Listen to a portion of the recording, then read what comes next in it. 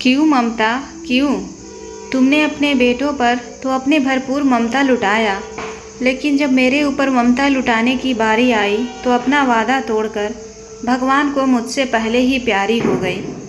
तुम बहुत भाग्यशाली हो ममता, जो अपने इन नालायक और लालची बेटे बहू के असली चेहरा आने से पहले ही परमात्मा में विलीन हो गई, वरना शायद तुम इनकी सच्चाई को बर्दाश्त ही नहीं कर पाती। बस ममता, अब तुमसे किया गया वादा भी मैं पूरा नहीं कर पाऊँगा। अब बहुत हो गया, अब मुझे इनका ऐसा घटिया खेल बर्दाश्त नहीं होता। अब मैं यहाँ एक पल भी नहीं रुक सकता, वरना पता नहीं मैं अपने आप को ही हानि न पहुँचा बैठूँगा। ममता, तुम्हारी बहू ने तो मेरा जीना हराम करके रखा है। एक समय हुआ करता था जब तुम थी, तब किसी की भी हिम्मत नहीं होती थी कि वह मेरे सामने अपना ज़बान चला सके, लेकिन आज देख लो, इन्हें तो शर्म हया सब बेच खाया है। अरे अभी तुम्हें गए साल नहीं गुजरे हैं और उन्होंने अपने 52 कला और 56 रूप दिखा दिए। अच्छा भला तो था मैं अपने में ही, भले ही चाहे जली हुई हो या कच्ची, भर पेट या आधा पेट खाकर या पानी पीकर अपना पेट भर लिया करता था। खाना बनाने तक भले ही आधा पेट धुएं से ही भर जाता था, लेकिन इनके शहरी जीवन से कहीं ज़्यादा सुकून से भरा जीवन तो मेरा गांव का जीवन था ममता। कहते हुए जगमोहन जी रो पड़े और वह दृश्य उनकी आंखों के सामने छा गया। जब वह गांव से शहर आ रहे थे तब उन्हें मन में कई ख्याली पुलाव पक रहे थे। उन्होंने तो कहाँ सोचा था कि बेटे बहू के पास जाएंगे तो पोते पोतियों के साथ बोलेंगे, बतियाएंगे तो उनका मन बहल जाएगा, लेकिन यहाँ तो उल्टा ही है। बहू उन्हें तो उनके पास भटकने तक नहीं देती। अगर कभी बच्चों का मन करता है अपने दादाजी के साथ बात करने का या खेलने का, चुपके से उनके पास चले गए और बहू ने देख लिया तो बच्चों को कमरे में ले जाकर इतना मारती है कि जगमोहन जी की भी रूह कांप जाती है। फिर वह दोबारा उन्हें चाहकर भी अपने पास नहीं बुलाते थे, केवल उन्हें दूर से ही देखकर खुश हो लेते थे और अपने आप को संतुष्ट कर लेते थे। उन्होंने सोचा था बेटों के घर में शहरी ठाठ, अच्छे अच्छे पकवान बहू के हाथों से खाने मिलेंगे। यह जीभ कितनी चटोरी होती है ना। जब तक तुम थी तुमने मेरे मन पसंद के एक से बढ़कर एक पकवान बनाकर खिलाया, लेकिन मैं कमबख्त उस समय तुम्हारी अहमियत को नहीं समझ पाया था। उन दिनों तो मुझे बच्चों का भविष्य देख रहा था, यही बच्चे जिनके लिए मैंने अपना खून पसीना एक कर दिया था। तब मैं एक दिन भी चैन से बैठकर तुम्हारे साथ दुख सुख की बातें नहीं किया।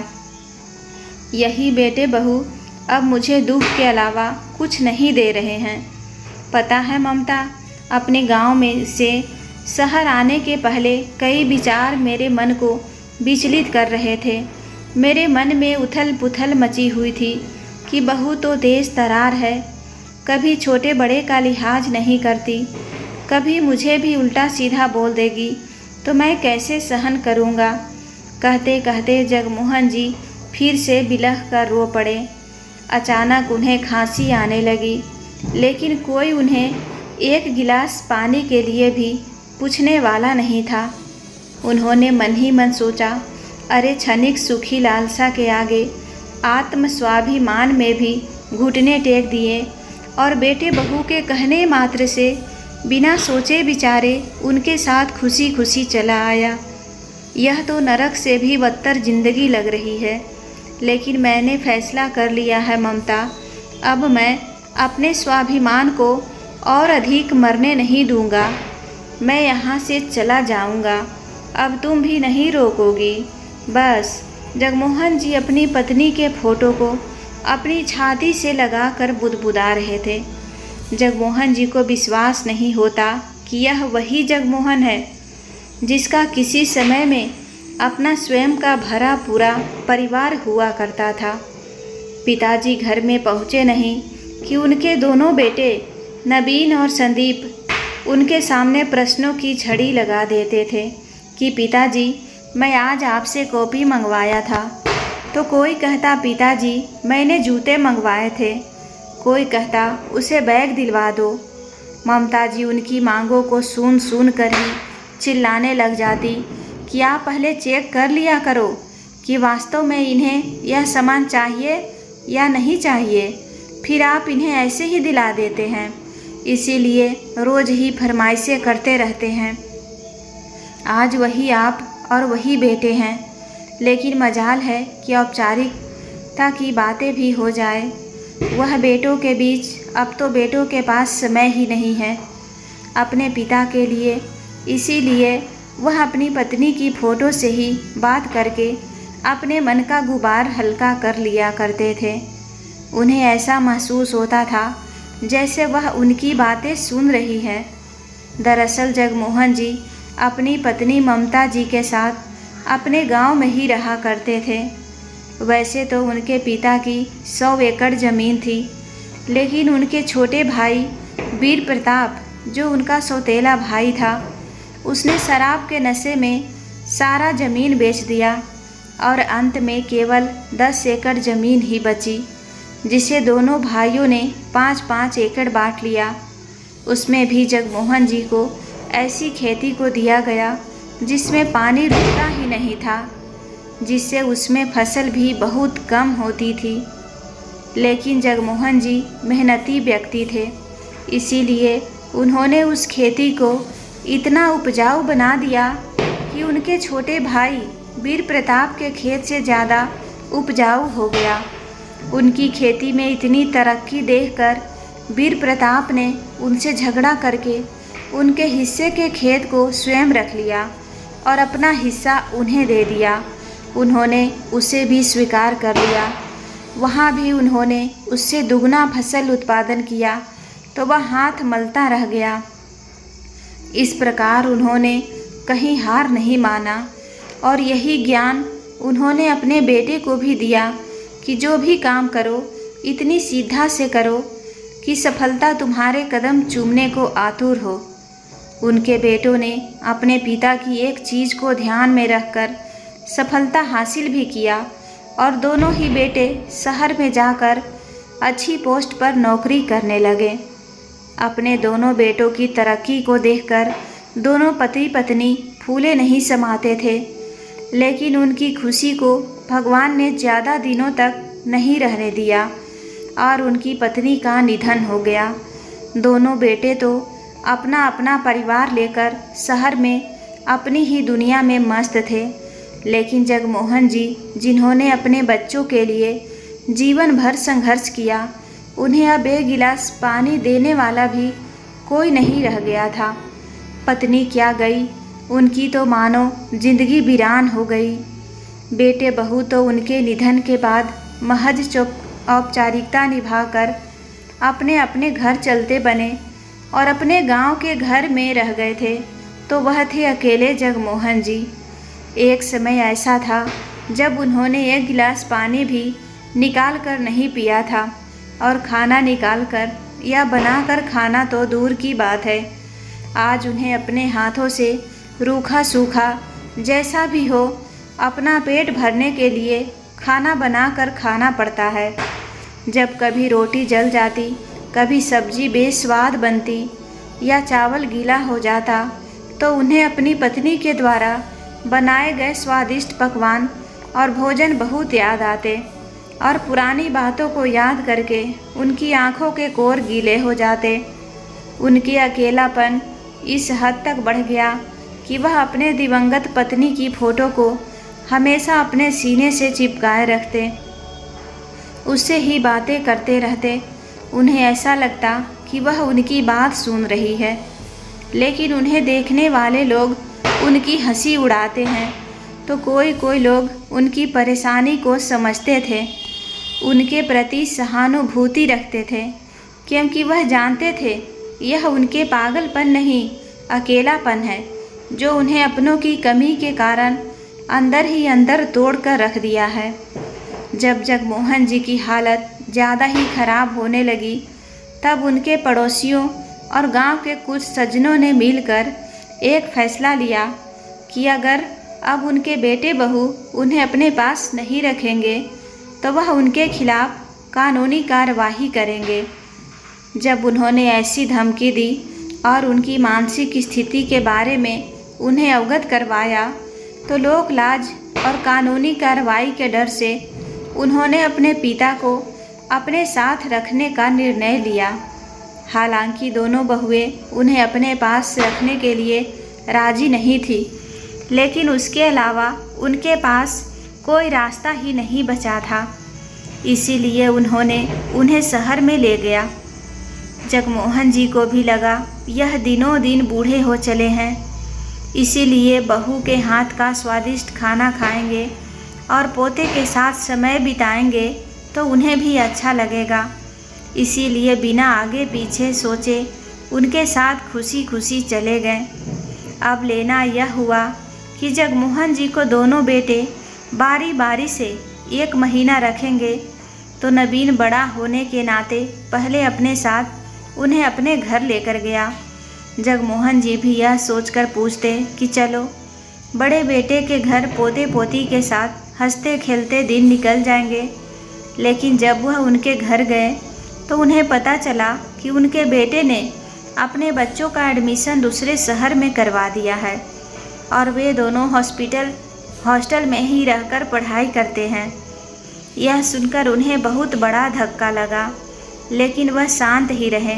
फिर उन्होंने देखा बहू की माँ भी उन्हीं के घर पर रहती है, अपने घर के बच्चे बाहर और समधन जी अपने घर में। यह देखकर जगमोहन जी को बड़ा अटपटा सा लग रहा था।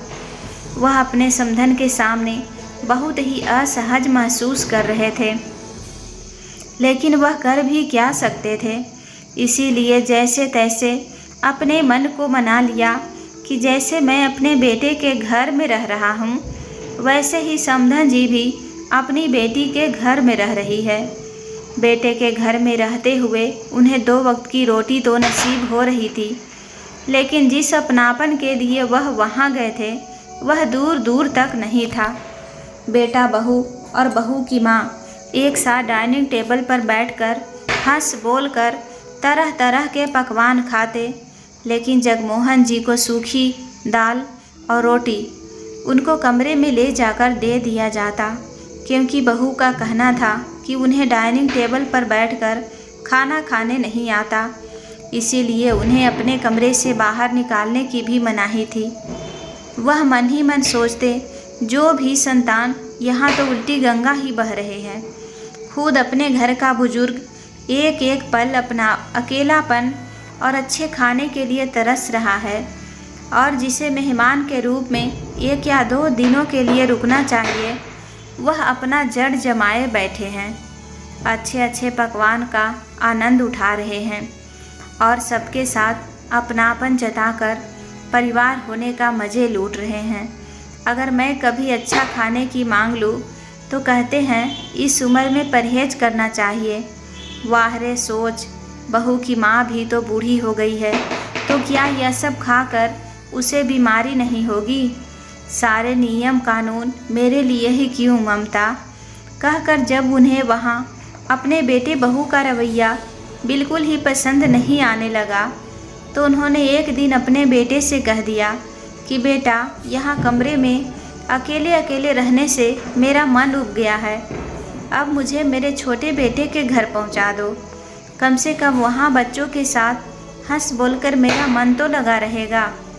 पिता के कहने पर बड़े बेटे नवीन ने उनके छोटे बेटे संदीप के घर बिना देरी किए तुरंत ही पहुँचा दिया।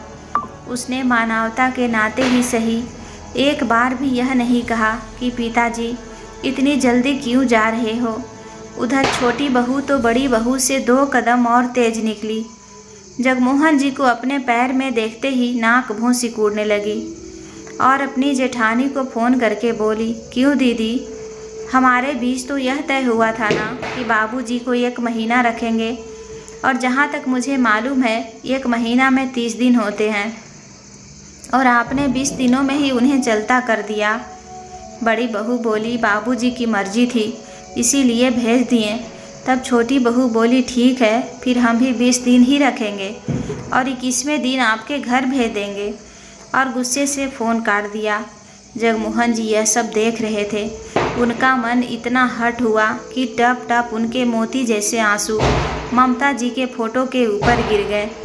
उन्हें ऐसा लगा जैसे ममता जी उन्हें कह रही है कि चुप हो जाइए जी, सब ठीक हो जाएगा।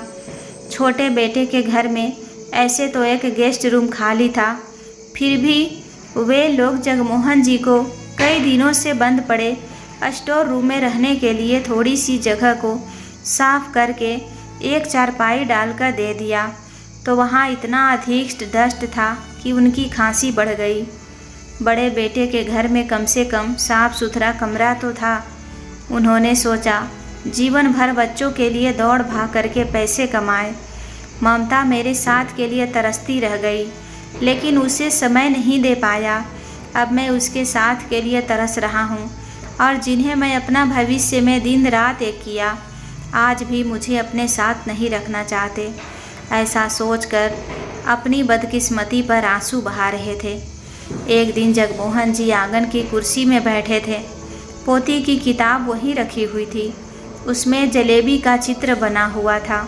उस चित्र को देखकर उनका मन व्याकुल हो गया जलेबी खाने के लिए, क्योंकि कई दिन बीत गए थे, उनको किसी भी प्रकार का पकवान खाने को नहीं मिला था, और जलेबी तो उनका मनपसंद पकवान में से एक था। उन्होंने अपने बेटे से कहा, बेटा, आज घर जाते वक्त हलवाई की दुकान से जलेबी ले आना, मुझे बहुत मन कर रहा है खाने का। पिता के मुंह से जलेबी की बात सुनकर संदीप को याद आया कि हाँ, वास्तव में पिताजी को पसंदीदा पकवान है जलेबी, और मुस्कुरा दिया। वहीं उसकी पत्नी नव्या अपने पति को अपने पिता की बात पर मुस्कुराता देख क्रोध से भर पड़ी और बोली, अरे इस चटोरी की जीभ को बस एक से बढ़कर एक पकवान खाने के लिए कह दो। इन्हें तो दिन रात तेल मसाले का चटर पटर खिलाते रहोगे ना, फिर भी मना नहीं करेंगे। कोई ज़रूरत नहीं है जलेबी लाने की, वरना उनकी तबीयत खराब हो जाएगी तो उसकी जवाबदारी कौन होगा। मुझसे तो उनकी सेवा नहीं होगी, मैं पहले ही कह देती हूँ। ऐसा कहकर पैर पटकती हुई छोटी बहू अंदर चली गई। संदीप को मालूम था नव्या अगर गुस्सा हो गई तो उसका गुस्सा जल्दी ठंडा नहीं होता है, इसलिए वह उसे मनाने के लिए अंदर गया। और नव्या को लग रहा था कि अगर आज उसने अपने पति को नहीं रोका तो वह रोज़ रोज़ उस बूढ़े की फरमाइश पूरा करता रहेगा। फिर तो बूढ़ा यहाँ से टस से मस होने का नाम ही नहीं लेगा। संदीप जब उसके पास गया तो वह मुंह फुला कर बैठी थी। नवीन जब उसे मनाने लगा तो वह बोली, अगर तुम मुझे सोने का हार दिलाओगे तो ठीक है। संदीप बोला, ठीक है बाबा, तुम्हारा आदेश सर आँखों पर। कहकर जब शाम को हाथ में कुछ लेकर आया तो जगमोहन जी को लगा कि उनकी मनपसंद मिठाई जलेबी होगी, लेकिन जब वह उनके पास से गुजरकर अपनी पत्नी के पास गया और बोला, लीजिए मेरी आका, आपके आदेश का पालन किया गया है। नव्या ने जब वह पैकेट खोला तो उसमें सोने की जगह हीरो का हार था। नव्या तो उस हार को देखकर उछल पड़ी और अपने पति के गले से लग कर बोली, अरे मेरे भोले पति देव, एक पाव जलेबी के बदले इतना महंगा हीरो का हार। जगमोहन जी अपने बेटे बहू की बातें सुन रहे थे। उन्हें उन दिनों की याद आ गई जब दोनों भाई एक से बढ़कर एक डिमांड करते और ममता जी के लाख मना करने पर भी वह सोचकर अपने बच्चों के लिए सामान लाते ताकि उनके बच्चे उस सामान को देखकर खुश हो जाए। और बच्चे वह सामान पाकर ऐसे खुश होते थे कि उन्हें ऐसा लगता था अपने बच्चों को उनकी मनपसंद चीज़ दिलाकर सारे जहां की खुशियां लुटा ली हो। और आज वही बेटा उनकी खुशी का कोई परवाह ही नहीं करता। ऐसा सोचकर उनकी आंखों से आंसू के बरसात हो गई। वह अपने बिस्तर पर गए और ममता जी की तस्वीर को अपनी छाती से लगाकर रोते हुए बोले, ममता, एक समय था जब मेरे सामने किसी को ऊंची आवाज़ में बात करने की हिम्मत भी नहीं होती थी, वही बेटे बहू आज मेरी इज्जत को उतार कर अपने पैरों तले रौंद कर मेरे अरमानों को चकनाचूर कर दिए। सेकंड भर का समय नहीं लगाते और उसने पूरा साथ देते हैं तुम्हारे यह बेटे। अपने बूढ़े पिता को ही नालायकों ने दरकिनार ही कर दिया है। वह यह सब सोचकर ममता जी से कहने लगे, ममता तुम अपने साथ मुझे भी क्यों नहीं ले गई? यहाँ मुझे अनाथ लावारिस की तरह किसके सहारे छोड़ गई? जिन बच्चों को जीते रहो, खुशी रहो जैसे आशीर्वाद देती नहीं थकती थी हम दोनों, आज उन्हीं बच्चों के लिए मन में कड़वाहट भर गई है और ना चाहते हुए भी मन से बद्दुआ निकल रही है। नालायक, मतलबी, स्वार्थी जैसे शब्द मुंह तक आते आते रह जाते हैं। जिस औलाद को छोटे से बड़ा किया, पाल पोस कर समाज में उठना बैठना सिखाया, आज वही औलाद अपने बूढ़े पिता की कदर नहीं करती। कभी किसी गलत चीज़ को देखकर उसके बारे में सलाह दे देता हूँ तो कहते हैं बाबूजी आप तो चुप ही रहिए, आप समझते नहीं हैं, आप जानते नहीं हैं। मैंने यह कहता है कि कान खींचकर एक थप्पड़ ऐसा लगाऊं कि उनकी नानी याद भी आ जाए, लेकिन बात का बतंगड़ ना बने इसीलिए चुप ही रह जाता हूँ। आज आप अपना दिल छोटा मत कीजिए, बच्चे आपकी उम्र में छोटे हैं ना, वह नादान है, लेकिन आप तो समझदारी दिखाइए। यह तो सोचिए कि बच्चे कम से कम आपको 2 वक्त की रोटी तो खिला रहे हैं। आप फालतू बातों के बारे में सोचकर अपनी तबीयत खराब मत कीजिए और खुश रहने की कोशिश कीजिए। जगमोहन जी को यह सब संतावना भरी बातें उनकी पत्नी ममता जी कह रही थी। ऐसा एहसास हुआ और वह काफ़ी शांति का अनुभव किए। वे अब ममता जी को फोटो से हमेशा यही कहते, ममता मेरे ऊपर भी तो रहम करो, मुझे भी अपने पास बुला लो, और उन्हें इधर उधर ऐसे ढूंढने लगते हैं जैसे वह यही कहीं होगी। दूसरे दिन जब जगमोहन जी सो कर उठे तो उन्होंने देखा बहू के गले में वही हीरो का हार चमक रहा था। उन्हें ऐसा लगा जैसे उन्हें जलेबी के बदले चिढ़ा रहा हो कि किस तरह उनके बेटे ने उनके लिए जलेबी ना लाकर अपनी पत्नी के लिए हार लाया। उन्होंने अपने बेटे से कहा, बेटा संदीप अब मैं यहाँ नहीं रहना चाहता, मुझे अपने गांव पहुँचा दो। इतना कहकर अपने कमरे में गए और अपने कपड़े और सारा सामान एक बैग में पैक किया और तैयार होकर सीधे आंगन में आ गए। बेटे ने उन्हें हैरानी भरी नज़रों से देखा। तभी नव्या अपने पति को आवाज़ लगाती हुई बोली, अजी सुनते हो, आज मुझे अपने घर में किटी पार्टी करनी है। मेरी सहेलियों को अपना इतना महंगा हीरो का हार भी तो दिखाना है। जगमोहन जी को ऐसा लगा जैसे बहू उन्हें जलेबी के बदले अपने हार का ताना मार रही है। जगमोहन जी ने कहा, बेटा अब मुझे यहाँ एक पल भी नहीं रुकना है। कर ली तुमने मेरी खूब सेवा और ज़्यादा दिन यहाँ रहूँगा तो शायद मैं पागल ही हो जाऊँगा। इसीलिए बेहतर होगा कि मुझे स्टेशन तक छोड़ दो, आगे मैं खुद ही चला जाऊँगा। ससुर जी की ऐसी बातें सुनकर बहू की आंखों में चमक ही आ गई। वह बोली, देखा मैं कहती थी ना कि बाबूजी ठहरे गांव के गंवार, तो उन्हें शहर में रहना रास नहीं आएगी। इसीलिए आप जल्दी से जाइए और उन्हें स्टेशन में छोड़ कर आइए। जब यह गांव जाएंगे तो देखिएगा पूरी तरह से ठीक हो जाएंगे। बहू ने सुबह का न चाय पूछा न नाश्ता, सीधे स्टेशन पहुंचने बोले तो वह भी स्टेशन पहुंचा आया और नव्या अपने काम में व्यस्त हो गई। बेटा भी पत्नी का पालन करते हुए सुबह सुबह ही अपने बूढ़े पिता को भूखे पेट स्टेशन तक छोड़ने चला गया। जिस बेटा को कभी उन्होंने उनके मना करने भर भी कितना मान मनुहार करके खाना खिलाया था ताकि उनका बेटा कभी भूखा ना रहे, वही निर्लज बेटा आज अपने बूढ़े पिता को भूखे पेट स्टेशन तक पहुंचा दिया और एक फटा पुराना 500 का नोट अपने पिता को पकड़ाते हुए बोला, पिताजी इसे पकड़िए, कुछ लेकर खा लेना। जगमोहन जी ने इस नोट को देखा तो उन्हें ऐसा लगा जैसे वह नोट उसकी दशा को बयान कर रहा है। जगमोहन जी कभी उस नोट को देखते तो कभी अपने बेटे को। उन्हें गुस्सा तो इतना आ रहा था कि उस नोट को तुरंत ही उसके मुंह पर दे मारे, लेकिन उन्हें ममता जी का चेहरा याद आ गया। उन्हें ऐसा लगा जैसे वो कह रही हो कि शांत हो जाइए जी, अपने ही तो बच्चे हैं, माफ़ करना, हम बड़े का काम है। इसीलिए वह शांत रह गए। तभी संदीप बोला, क्या है ना पिताजी, शहर का खर्चा बहुत ज़्यादा होता है और आमदनी कम है।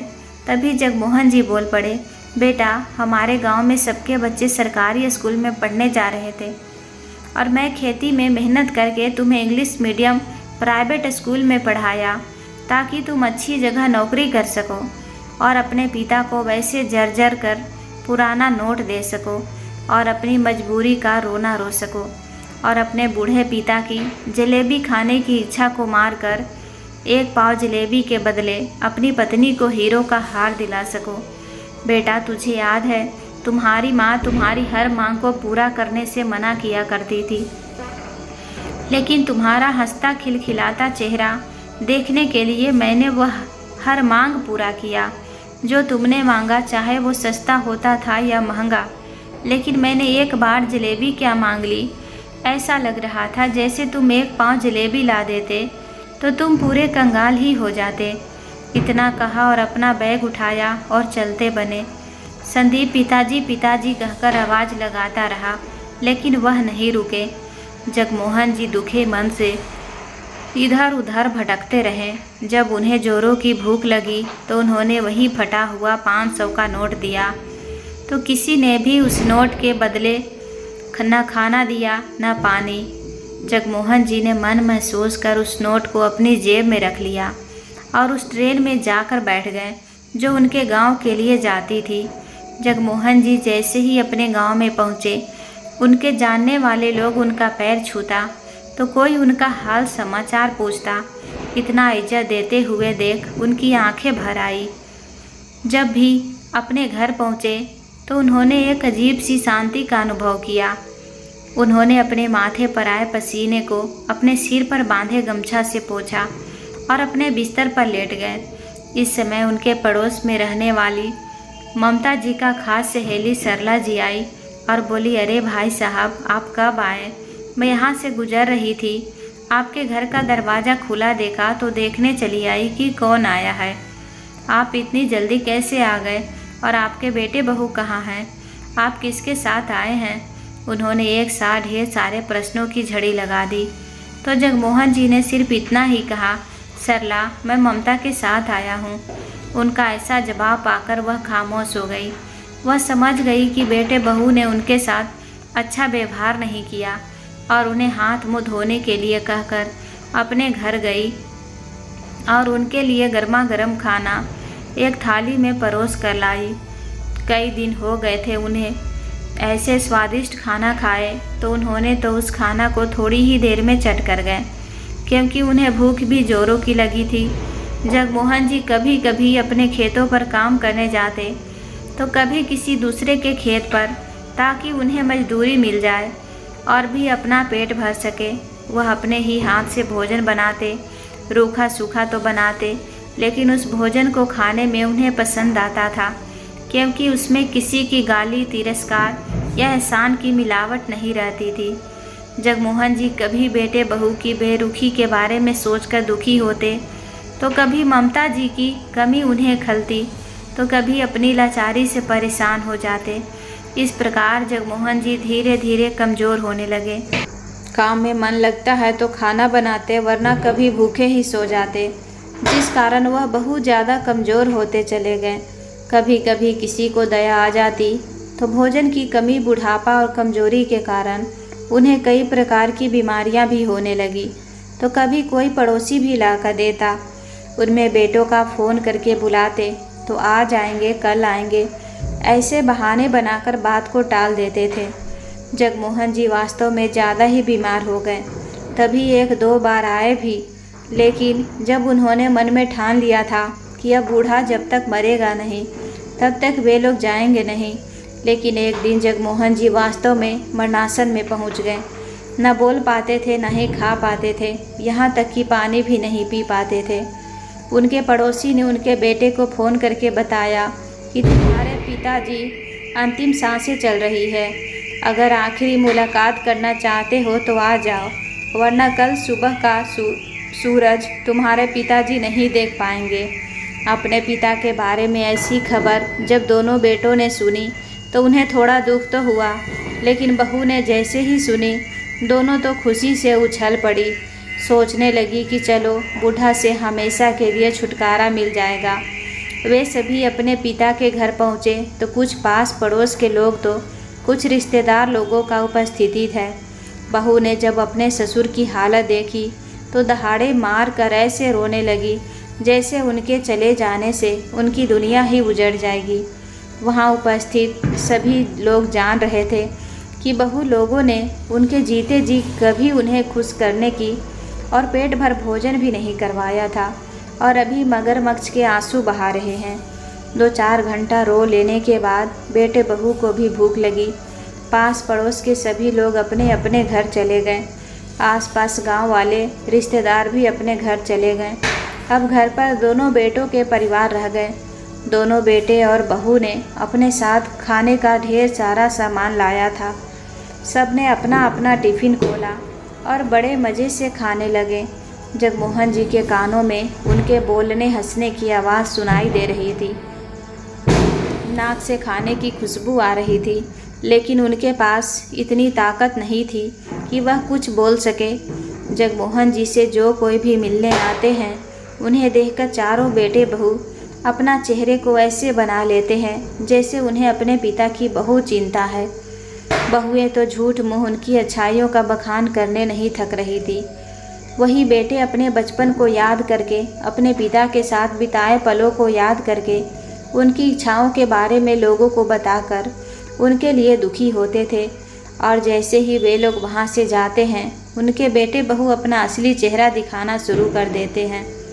बड़ी बहू ने कहा, देख छोटी, माँ जी का नौलखा हार तो मैं ही रखूँगी, क्योंकि जब मैं पहली बार इस घर में दुल्हन बनकर आई थी तब उन्होंने वह हार मुझे दिया था। तभी छोटी बहू बोली, ठीक है दीदी, वैसे भी वह हार तो ओल्ड फैशन है। मैं तो माँ जी के सोने के चारों कंगन को रखूँगी, क्योंकि मैं जब से सुना है बाबूजी बीमार हैं, तब से मैं ज्वेलरी शॉप में जाकर नए डिज़ाइन के सोने के कंगन भी पसंद कर लिए हैं। और जो भी छोटे मोटे गहने हैं उन सबको उन दोनों बहू ने आपस में बोलकर बांट लिया, ताकि बाबूजी की मृत्यु के तुरंत बाद ही सारी क्रियाक्रम होते ही तुरंत अपने अपने घर चले जाएंगे, क्योंकि उन्हें भी तो अपना अपना काम देखना है। अब उन्होंने आपस में विचार विमर्श किया कि क्यों न पिताजी को उनके बिस्तर से नीचे उतार दिया जाए, क्योंकि उन्होंने पहले कहीं सुन रखा था कि किसी का अंतिम समय आ जाता है तो उसे ज़मीन पर लेटा देना चाहिए, क्योंकि यह शरीर 5 तत्व से बना है, तो मृत्यु के पश्चात 5 तत्वों में विलीन हो जाता है। यही सोचकर दोनों भाइयों ने उन्हें उनके बिस्तर से उतारकर ज़मीन में लिटा दिया। ज़मीन ठंडा होने और भोजन पानी कुछ भी न मिलने के कारण कमजोरी ज़्यादा हो गई, इसीलिए शरीर में ठंडक लगने के कारण सांस लेने में तकलीफ़ होने लगी। तभी उनका बड़ा बेटा बोला, छोटे, बाबूजी के अंतिम संस्कार के बाद 13वीं का कार्यक्रम हम लोग बहुत ही धूमधाम से करेंगे। हम भी गांव वाले रिश्तेदारों को दिखा देंगे कि हम कितने पैसे वाले हैं। उसमें हम दाल बाटी, चूरमा, पनीर, रसमलाई, मूंग दाल की हलवा, पानी पूरी, चाउमीन तो रखेंगे ही, क्योंकि बच्चों को तो यही सब पसंद आता है। आइसक्रीम और कोई जलेबी तो ज़रूर रखेंगे, क्योंकि पिताजी को जलेबी बहुत पसंद थी ना। जलेबी का नाम सुनते ही जगमोहन जी के मुंह में पानी आ गया और उनके मुंह से लार बहने लगी। वह मुंह से कुछ बोल तो नहीं पाते थे, मन ही मन बोले, वाह रे नालायकों, जब से आए हैं अपने पिता के मुंह में खाना तो दूर पानी भी एक बूंद नहीं डाले, और मेरे मरने की बात की तैयारी ऐसे कर रहे हो जैसे जंग जीत ली हो। अरे मेरे जीते जितना कुछ खिला देते तो मैं भी संतुष्ट हो जाता, लेकिन इन्हें तो दिखावा करना है कि यह लोग अपने पिता से कितना प्यार करते हैं। जब उनके बेटे बहू को उनके घर गए 2 दिन बीत गए, फिर भी उनकी सांसें चल ही रही थी, तो दोनों बहू का पैर तो अब 7वें आसमान पर चढ़ने लगा। उन्हें अपने ससुर से चीड़ होने लगी। उन्होंने अपने अपने पतियों से कहा, अब इस बुढ़े के लिए कब तक यहाँ रखेंगे? हमारे भी तो बच्चे हैं, हमारा भी तो परिवार है, और यह मरने का नाम भी नहीं ले रहा है। इसलिए ऐसा करो, इसके जीने से वैसे भी किसी को फ़ायदा तो होने वाला है नहीं, तो क्यों नहीं इसका गला दबाकर मार दो, ताकि हमें इससे जल्दी से जल्दी छुटकारा मिल जाए, क्योंकि इस हालत में छोड़कर जा भी नहीं सकते, वरना जाति बिरादरी वाले थू थू करेंगे। बेटों ने जब उनका ऐसा आइडिया सुना तो पहले तो उसका विरोध किया, लेकिन जब दोनों बहू ने बार बार अपने परिवार, काम, पैसे और बच्चों के बारे में समझाया तो वह मान गए। और जैसे ही दोनों भाई तकिया से उनका मुंह और गला दबाने लगे, इस समय गांव का मुखिया, जो ममता जी का ममेरा भाई लगता था, वह आ गए। उन्होंने देखा दोनों भाई जगमोहन जी के मुंह के तरफ तकिया लेकर कुछ कर रहे हैं और जगमोहन जी हाथ पैर को छटपटा रहे हैं। तो वह बोले, अरे बेटा, क्या कर रहे हो अपने पिता के साथ? दोनों भाई घबरा गए। तो बड़ी बहू बात को संभालते हुए बोली, क्या बताएं मामा जी, बाबूजी को तो अब सांस लेने में भी परेशानी हो रही है, पता नहीं और कितने दिन के साथी हैं। कहकर वह अपना घड़ियाली आंसू बहाने लगी। तभी बड़ा बेटा नवीन बोला, मामा जी, मैं तो कहता हूँ भगवान और पिताजी को जल्दी से लेकर चले जाओ, तभी ठीक है, क्योंकि हम लोग भी ज़्यादा दिनों तक यहाँ नहीं रह पाएंगे। फिर छोटा बेटा भी बोला, हाँ मामा जी, अब पिताजी ने बहुत दुनिया देख ली, हमारी माँ तो बेचारी कब से चली गई, अब पिताजी को भी चले जाना चाहिए। तभी मुखिया जी आश्चर्यचकित होकर बोले, अरे यह तुम क्या कह रहे हो बेटा? तुम दोनों अपने पिता के लिए ऐसे कैसे सोच सकते हो? अरे भगवान के पास से बुलावा आएगा तभी तो कोई भी जाएगा ना। अब इसकी उम्र इतनी होगी ही, तो हम तुम क्या कर सकते हो? लेकिन अपने पिता के लिए ऐसी सोच मत रखो बेटा। बेटा, हो सकता है इनका मन कुछ ऐसी चीज़ खाने में लगा हो जिसे खाकर उनकी अंतिम इच्छा पूरी हो और यह शांति से भगवान के पास जा सकते हैं। इसीलिए अब यह उपाय करके देखो, हो सकता है तुम्हें यहाँ से जल्दी छुटकारा मिल जाए। फिर क्या था, दोनों बहुएं लग गई अच्छे अच्छे पकवान बनाने में।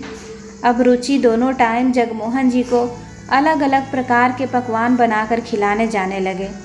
जगमोहन जी, जो आँख खोल कर भी नहीं देखते थे, आँख खोलने लगे। हाथ पैर नहीं चलाते थे, हाथ पैर चलाने लगे। अब तो वह उठकर बैठने भी लगे।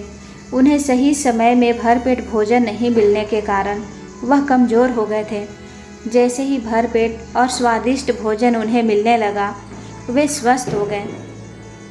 जगमोहन जी के स्वस्थ होते ही छोटी बहू ने देखा अब तो उसे गहने जेवर मिलने वाले नहीं हैं, तो वह बोली, अब हम यहाँ ज़्यादा दिन नहीं रह सकते, शहर में हर चीज़ खरीद कर खाना पड़ता है, इसीलिए मैं तो अपना सामान पैक कर रही हूँ।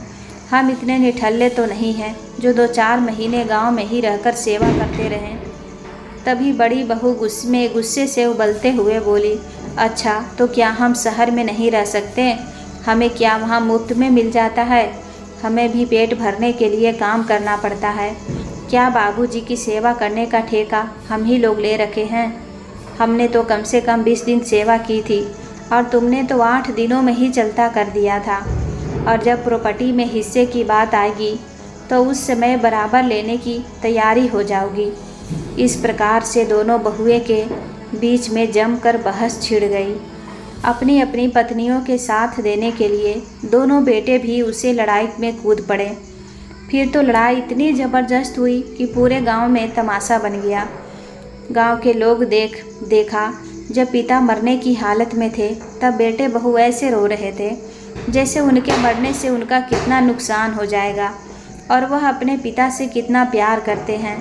और उनके ठीक होते ही असली चेहरा सामने आ गया। लोग लालची, स्वार्थी और पता नहीं क्या क्या कहकर जितने लोग उतनी बातें उनके बारे में बातें करने लगे। किसी ने उन्हें समझाया भी कि उनके पिता अभी अभी मरणासन से उठे हैं, उनका ऐसा लड़ना झगड़ना उन्हें अच्छा नहीं लगेगा, इसीलिए शांत हो जाओ। लेकिन उन लोगों ने तो जैसे शर्म को बेच खाया था। उन्हें तो अपने पिता के मरने जीने से कोई फर्क ही पड़ने वाला नहीं था। इसीलिए बिना किसी के परवाह किए जो भी बोलते रहे और अपने पिता को बिना बताए वहाँ से अपना अपना सामान लेकर चलते बने। जगमोहन जी ने भी मन में ठान लिया था कि वह अब अपने जीते जी अपना चेहरा अपने बच्चों को नहीं दिखाएंगे। 2-4 दिनों तक तो उनके कानों में उनके बेटे बहू के शब्द ही गूंज रहे थे। फिर उन्होंने निर्णय लिया कि वह उनके बारे में सोच रहे हैं जिन्होंने उनके बारे में एक बार भी नहीं सोचा, और डूबते उत्साह के साथ उठे और ममता जी के फ़ोटो को अपने सामने रख कर बोले, देख ममता, आज मैं जो करने जा रहा हूँ उसमें तू मेरा साथ देना, वरना मैं तुम्हारे साथ बात नहीं करूँगा। तब उन्हें एहसास हुआ कि उन्होंने हाँ में कह दिया। वह उठे और गांव के मुखिया जी के पास गए और अपने मन की सारी बात बताएं कि वह अपने सारे संपत्ति, घर, खेत, ज़मीन, पत्नी के गहने, सारी चीज़ों को बेचकर एक वृद्धा आश्रम बनवाना चाहते हैं, जिसमें उनके नालायक बेटों की तरह और भी कई लाचार माँ बाप उसमें सुखपूर्वक रह सके। मुखिया ने कहा, जगमोहन जी, एक बार और सोच लीजिए। तुम्हारे विचार तो बहुत नेक हैं, लेकिन बाद में अपने बेटों के लिए पछतावा तो नहीं होगा। जगमोहन जी बोले, मैं तुम्हारी बहन ममता से परमिशन लिया है, अब पीछे नहीं हटूँगा। और दोनों खिलखिलाकर हंस पड़े। जगमोहन जी के ऐसे नेक विचार को सुनकर गांव के सभी लोगों के मन में उनके लिए श्रद्धा और प्रेम और भी अधिक बढ़ गया। अब तो जगमोहन जी को एक दिन भी खाना बनाना नहीं पड़ता था, क्योंकि वृद्धा फार्म के काम के साथ साथ वहीं सबके लिए खाना भी बनवाया जाता था। वह वहाँ सबके साथ खा लिया करते थे। अब वह पहले से ज़्यादा खुश रहते हैं। अब वह खुश होकर जब ममता जी की तस्वीर के साथ बात करते तो लोग अब उन्हें पागल नहीं बल्कि विद्वान कहते थे। ऐसे ही समय गुजरता गया। उतने दिनों में बहू बेटों ने एक दिन भी अपने पिता का हाल चाल नहीं पूछा, ना ही मिलने आए। फिर एक दिन वृद्धाश्रम से ही एक कर्मचारी ने उनके बेटे को बताया कि अब उनके पिता नहीं रहे। दोनों बेटे बहू खुशी खुशी उनका अंतिम संस्कार करने पहुँचे। सभी क्रियाक्रम पूरे हो गए तो गांव के मुखिया ने उन्हें उनके घर की चाबी दिया दोनों को, और दोनों बहुएं मन में बड़े बड़े अरमान लिए घर के अंदर प्रवेश किया। जैसे उन्होंने अपना पहला कदम रखा, बड़ा बेटा का वह खिलौना मिला जिसे उसने बहुत जीत करके अपने पिता से खरीदवाया था, क्योंकि वैसा ही खिलौना उसके दोस्त के पास, लेकिन ममता जी उसे खरीदने के लिए मना कर रही थी क्योंकि वह बहुत महंगा था। उस खिलौनों को देखकर अपने अतीत में खो गया और उसकी आंखों में आंसू आ गए। अब जैसे ही आगे बढ़े, छोटे बेटे का वह खिलौना रखा था जिसे उसने अपने पास में रखा, कक्षा 5 में था तब खरीदवाया था, क्योंकि वैसा ही खिलौना उसकी मैडम के बेटे का पास था। उसने अपने पिता से विपरीत इतना ही कहा था कि पिताजी, मेरे दोस्त सौरभ जो मेरी मैडम का बेटा है ना, उसके पास भी ऐसा ही खिलौना है, मुझे बहुत पसंद है। और पिताजी ने अपनी जेब में कितना पैसा है वह नहीं देखा और उसे दिलवा दिया था। जब पैसे कम पड़ गए तो उनके गांव की एक आदमी से उधार मांगकर उस खिलौने के पैसे दिए थे, लेकिन उन्होंने मना नहीं किया। अपने पिता की उदारता और प्यार को याद करके उसकी भी आंखों में आंसू आ गए। और आगे बढ़े तो दोनों बच्चों के स्कूल के समय की टीन की छोटी छोटी पेटी रखी हुई थी। उसमें उनके छोटे छोटे खिलौने आज भी सुरक्षित रखे हुए थे। दोनों भाइयों का नाम उनकी पेटियों पर लिखा था। दोनों अपने अपने खिलौने और स्कूल के आईडी कार्ड तक रख रखे थे। देखकर बिलख बिलख कर रो पड़े, लेकिन बहू को तो उसमें कोई मतलब नहीं था। उन्हें तो सासू माँ के गहने चाहिए थे। वह दोनों गई और तिजोरी का ताला खोलने लगी। देखा तो तिजोरी में सिर्फ 30-30 हज़ार के 2 बंडल नोट रखे हुए हैं। उनके साथ एक मैला कुचैला बीच से फटा हुआ 500 का नोट भी रखा हुआ है और लिफाफा में एक पत्र भी था। दोनों बहू ने सबसे पहले पैसों का बंडल पढ़ा और पत्र में क्या लिखा है उसे सुनने के लिए बेताब थे। बड़ा बेटा पत्र को पढ़ना शुरू किया। बेटा, इस पत्र को पढ़ रहे हो, मतलब तुम्हें तुम्हारा गिफ्ट मिल चुका होगा और अपने इस बूढ़े पिता से आज़ादी भी मिल चुकी होगी। अब तो तुम बहुत खुश होगा बेटा कि तुम्हारा यह बूढ़ा बाप तुम्हारे लिए बोझ नहीं बनेगा। बेटा याद रखना, इस बूढ़े पिता ने जिस तरह तुम दोनों अपने बच्चों के लिए पैसा कमाने की होड़ में इतना तमाशा कर गए हो, सिर्फ इसीलिए ताकि तुम्हारे बच्चों को किसी की चीज़ की कमी ना हो। फिर चाहे कोई तुम्हें कुछ भी करे, चाहे किसी का कलेजा छलने ही क्यों ना हो जाए, तुम्हें कोई फ़र्क नहीं पड़ता। वैसे ही मैं भी अपने बच्चों से बहुत प्यार करता था, लेकिन मैं किसी का दिल दुखाकर पैसे नहीं कमाया। अपने माता पिता की भरपूर सेवा किया। और तुम्हें बताना चाहता हूँ, सीढ़ी को सीढ़ी लगी रहती है, तभी ऊपर तक पहुँचते हैं। और बच्चे अपने पिता को देखकर सीखते हैं कि उसका पिता जैसा करता है बच्चा भी वैसा ही करता है। मगर अफसोस कि मेरे दोनों बच्चे मेरे जैसे नहीं निकले। लेकिन कोई बात नहीं, अपने बच्चों को अच्छी शिक्षा देना, अपने माता पिता की इज्जत करने की सीख देना। और हाँ, तुम सोच रहे होंगे कि घर, खेत, ज़मीन के पेपर कहाँ हैं, माँ के गहने कहाँ हैं, तो मैंने वह सब बेचकर मनमोहन वृद्धाश्रम बनवा लिया है, जिसमें तुम्हारे जैसे नालायक बच्चों द्वारा ठुकराए गए माँ बाप खुशीपूर्वक रह सके। क्या पता अगला नंबर तुम्हारा भी हो सकता है इस वृद्धाश्रम में, क्योंकि यह तो तुम भी जानते हो ना, जैसी करनी वैसी भरनी। और अंत में लिखा था तुम्हारा बदनसीब पिता जगमोहन। पत्र को पढ़कर दोनों बेटे बिलख बिलख कर रो दिए। लेकिन छोटी बहू बोली, अरे ज़मीन घर बेचे ठीक है, लेकिन कम से कम गहनों को तो रखना चाहिए था। बाबूजी भी ना एकदम मूर्खे थे। अब आजकल पुराना सोना कहाँ मिलता है। भला क्यों दीदी ऐसा आँख और भाव नचाते हुए बोली। तभी बड़ी बहू भी बोली, हाँ छोटी बहू, कह तो तू सही रही है, बाबूजी को ऐसा नहीं करना चाहिए था। तभी दोनों भाई गुस्से से उठे और अपनी अपनी पत्नियों को दो दो थप्पड़ उनके गाल पर जड़ दिए कि उनकी नानी याद आ गई।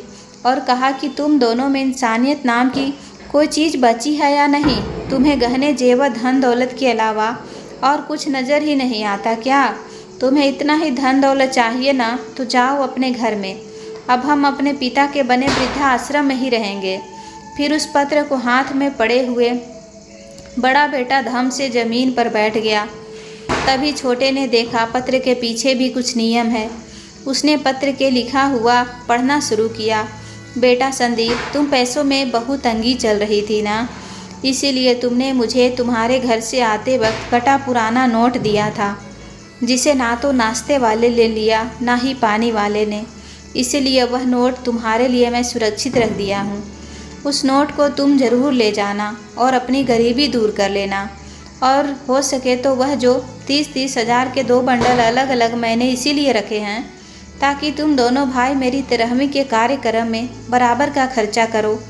मेरे मरने के बाद समाज के सामने दोबारा शर्म हया को बेच कर ना खा जाओ।